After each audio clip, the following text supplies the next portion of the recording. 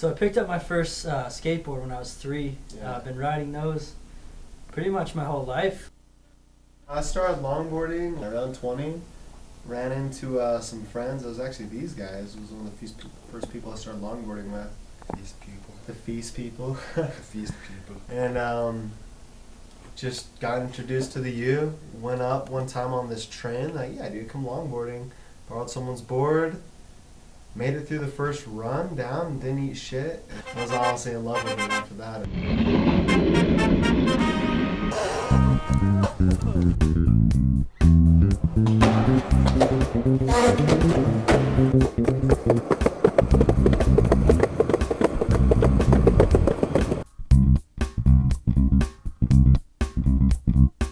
Well, it was back in the day, I would say about 5th grade or so, when I started finding an outlet from my times of looking for dinosaur and not finding any, and I found a longboard and I started cruising on it. But back then they didn't have longboards and there was only shortboards. And so I started cruising on that, and then found myself grew too tall. And so I had to switch over to a bigger longboard, and that's when I started riding longboards, which was about freshman year of college at the University of Utah, actually.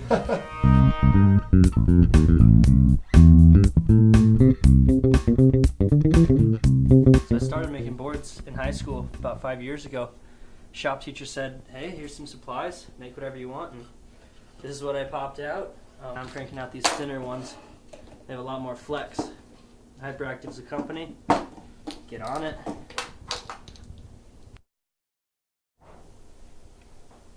Yeah, the concept for this board is it's a grenade with its pin already pulled, so it's a loaded grenade ready to go. A lot of my boards are done just freehand. The way I like to make boards, I get a big piece of wood and I'll just freestyle with shapes on there. This shape right here is just freehand. I like to make boards that seem like they'd be really fun to ride and cruise.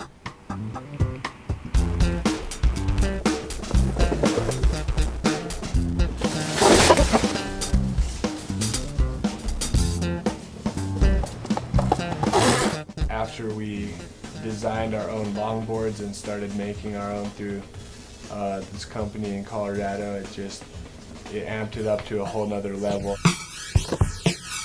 The whole sport at that point for me changed.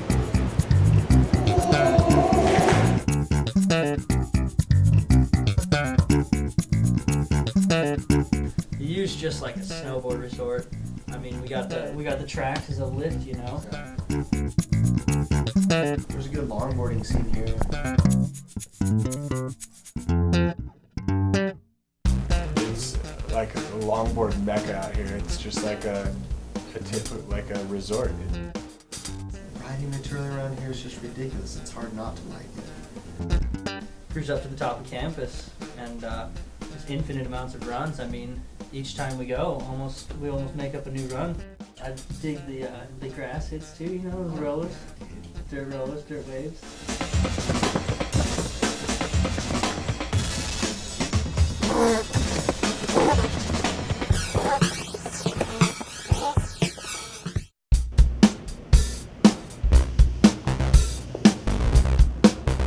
Basically just try to shred wherever the weather permits, you know?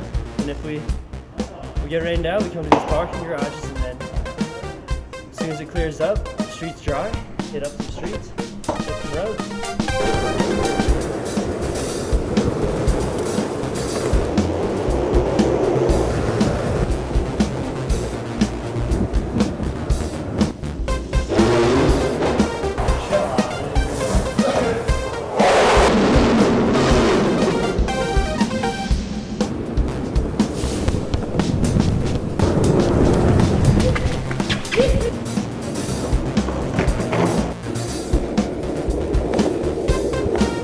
Salt Lake City's got a lot of unique parking garages.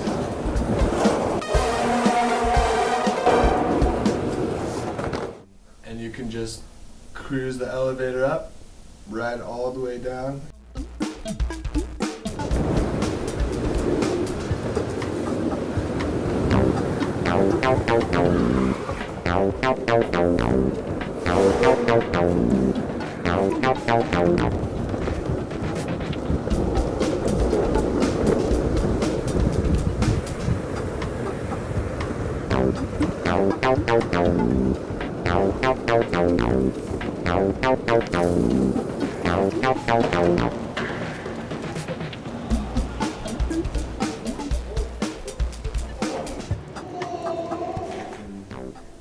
Just go around, tag, keep swirling around.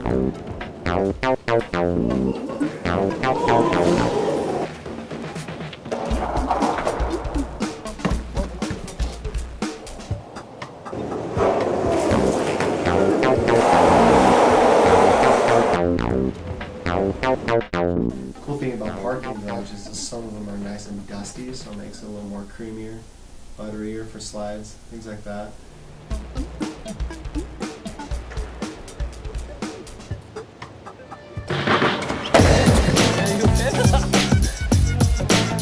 You hurt yourself. I mean, you take care of yourself. You try to take care of yourself. Get back on the board. I mean, you can't stop riding because of fear. Big point. A lot of people quit longboarding the first month because they do have that first wreck. Everyone's due to have that first wreck. And then you have to. Yeah, right. And you gotta roll Hold on, because it's fun. Like you gotta, it will happen.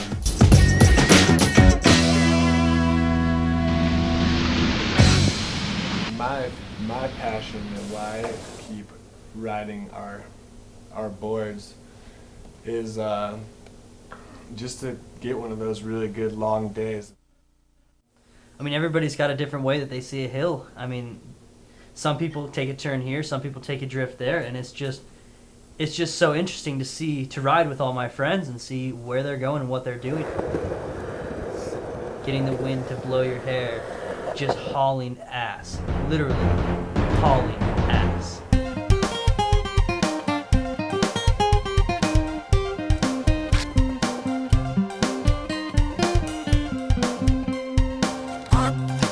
It's like snow on the pavement because your wheels heat up and the pavement's super hot and it's just super buttery and sliding. There's really nothing like you got your drift on lock, hitting a sweet elbow, dropping around a corner, just sliding a good 30 feet and just sitting into it knowing you got it. Like, I love buttery concrete. I love sliding.